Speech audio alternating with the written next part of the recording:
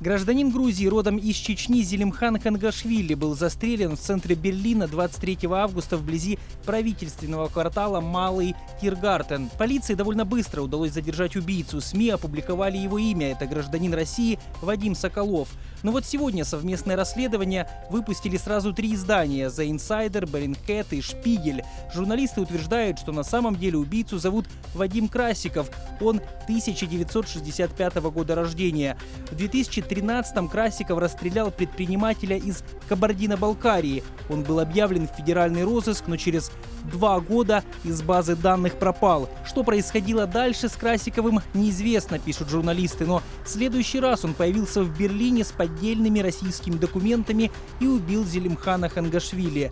В расследовании утверждается, что убийца связан с российским государством.